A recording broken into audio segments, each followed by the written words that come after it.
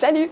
Alors aujourd'hui je suis à Chamonix et derrière moi tu peux voir le glacier des Bossons et l'aiguille du Midi. Toute cette montagne, après on va le dessiner pour partir à partir de ça pour créer des ambiances. Puisque la vidéo aujourd'hui traite de ça, de l'ambiance. Comment arriver à créer des ambiances impactantes, comment à partir d'un même dessin on peut avoir différents ressentis. Et sur cette chaîne c'est ce qu'on veut justement, avoir des illustrations assez impactantes, percutantes, et réussir à mettre finalement sa personnalité dans son dessin. Et justement l'ambiance c'est un point très important dans la construction d'un style graphique, pour faire un style graphique.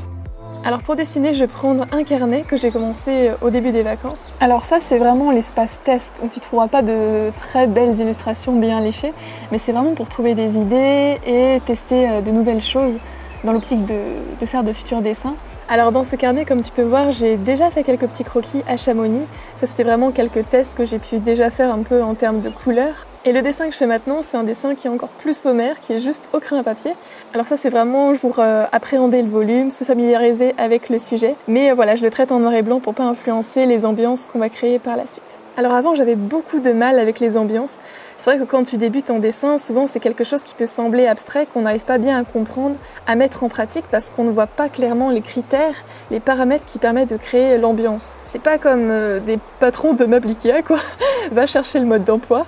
Quoique on pourrait dire que c'est aussi compliqué en fait, mais bon.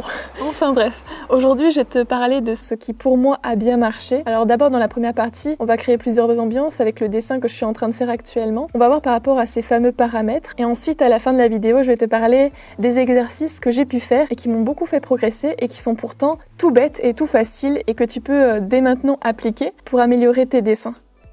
Alors voilà, maintenant on a ce petit croquis et on va partir de semaine dessin sur Photoshop pour voir un peu toutes les petites astuces qui vont influencer sur l'ambiance du dessin. Le premier point, c'est bien entendu la couleur. Et cette couleur, tu peux aussi bien la modifier sur le sujet lui-même que sur le fond. Parce que le fond, c'est quelque chose qui va te permettre de varier, de faire des contrastes intéressants. Alors on va rajouter un petit fond à ce petit croquis comme ça. Tac, tac, tac, voilà.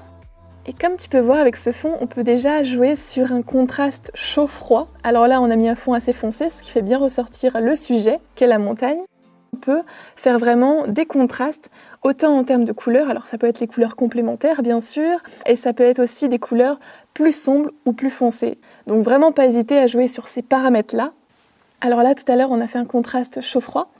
Mais aussi on peut faire l'inverse, inverser le ciel et le sujet, faire le ciel rouge et la montagne bleue, pour traduire vraiment un aspect de la montagne qu'on veut mettre en avant, qu'on veut dévoiler au spectateur. Et quelle impression en sort? Là, ça va plutôt être la traduction du glacier, vraiment le froid de la montagne, l'air pur, les températures extrêmes. Alors c'est bien de réfléchir avant le dessin, des fois à l'intention qu'on veut y mettre. Et comme tu peux le voir avec le dérivé juste à côté, où le ciel est beaucoup moins marqué et beaucoup moins rouge, on a moins finalement ce côté glace quand même que l'autre. Donc des fois, il ne faut pas hésiter non plus à accentuer les contrastes au maximum pour traduire encore plus l'intention qu'on veut. Et puis bien sûr, tu peux faire aussi du ton sur ton, et là c'est plutôt un contraste sur le clair et le foncé. Alors là, on fait un fond beaucoup plus clair, et là on voit que ça change quand même l'aperçu qu'on a de ce dessin. Ça semble beaucoup plus joyeux, beaucoup plus doux. Et au contraire, si on prend le sujet qu'on avait modifié un peu tout à l'heure avec des couleurs un peu plus dans le rosé et dans le bleu, associé avec le fond bleu foncé, on peut voir que les couleurs froides et ce fond-ci rendent les choses beaucoup plus dramatiques, beaucoup plus sombres quand même, que le dessin qu'on a au-dessus. Quand même une différence d'impression vis-à-vis de ces deux dessins. Alors bien sûr, l'aspect menaçant, ça aussi on peut plus le travailler, hein. Là c'était pas l'objectif de te montrer ça, mais si on veut faire quelque chose de menaçant, bien sûr on peut jouer sur le rouge, le noir et blanc aussi, et beaucoup plus accentuer les contrastes en termes de noir par exemple. Alors bien sûr, là je te parle des couleurs, mais après il y a tout ce qui est les techniques qu'il faut prendre en compte. Par exemple, si tu veux avoir une atmosphère plus joyeuse, plus doux, comme le dessin qu'on a vu en haut, forcément tu vas aussi associer la technique avec tes intentions. Tu vas peut-être plus prendre de l'aquarelle ou du pastel sec, puisque ce sont quand même deux techniques qui te permettent d'avoir des couleurs assez douces. Un autre point à prendre en compte, c'est aussi le trait, le jeu sur le trait, le tracé. Alors plus tu vas avoir de traits, plus tu vas avoir d'éléments sur ton dessin, généralement, plus tu vas donner un aspect mature à ton sujet et des fois plus angoissé, un aspect plus angoissé. Alors que si tu épures vraiment au minimum la montagne, là tu vas avoir l'impression que la montagne est plus mignonne, que voilà, c'est plus aéré. Et ça, on peut le voir avec ce dessin à l'encre de Chine. Alors après, pour traduire le volume, si tu vas avoir autant de zones d'ombre, mais avec un aspect beaucoup plus léger, tu peux utiliser des petites astuces, par exemple les hachures. Alors pour finir la vidéo, je vais te parler bien sûr des exercices qui moi m'ont bien aidé.